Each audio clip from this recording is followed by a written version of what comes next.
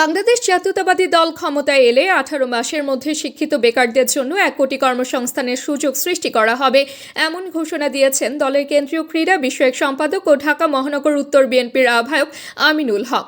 সোমবার রাজধানীর বীরপুর 1 নম্বরে ছাত্রদল ঢাকা মহানগর পশ্চিমের 12 নম্বর ওয়ার্ড আয়োজিত এক কর্মী সভায় তিনি এই বক্তব্য দেন। তিনি জানান, সার্বজনীন স্বাস্থ্যসেবা নিশ্চিত করতে বিএনপির ভারপ্রাপ্ত চেয়ারম্যান তারেক রহমান একটি সমন্বিত কর্মপরিকল্পনা গ্রহণ করেছেন।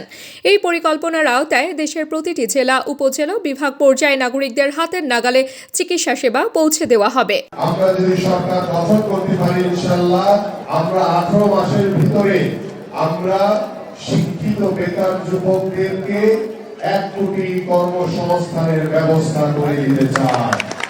অন্যদিকে বাংলাদেশ জাতীয়তাবাদী দলের মহাসচিব মির্জা ফখরুল ইসলাম আলমগীর বলেছেন, প্রপোর্শনাল রিপ্রেজেন্টেশন পদ্ধতি নিয়ে চূড়ান্ত সিদ্ধান্ত আগামী নির্বাচিত সংসদে গ্রহণ করা হবে।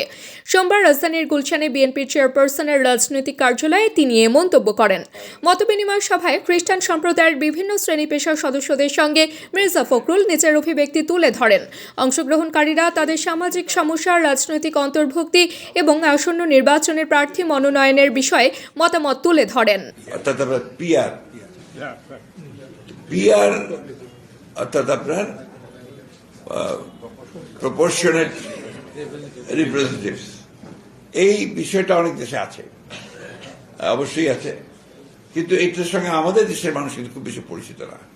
আজকে হঠাৎ করে সামনেই যখন এই বিষয়টা আসছে এবং তার জন্য আন্দোলন হচ্ছে, তখন কিন্তু আপনার স্বাভাবিকভাবেই যারা অতি দ্রুত একটা নির্বাচন চান, দেশে আপনার গণতন্ত্রকে পুনঃপ্রতিষ্ঠা করার জন্য, গণতান্ত্রিক সরকার গঠন করার জন্য, গণতান্ত্রিক পার্লামেন্ট গঠন করার জন্য তারা আমরা একটু উদ্বিগ্ন হই।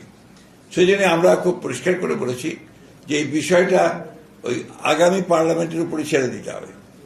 আগামী পার্লামেন্টের প্রতিনিধিরা যদি মনে করেন যে তারা তারপর থেকে পিআরে যাবেন, জনগণ যদি মনে করে যে পিআরে যাবে, আর তা নাহলে এখন পিআর দিলে তো জনগণ বুঝবেই না যে এটা আপনার কিভাবে তারা এই বিষয়টাতে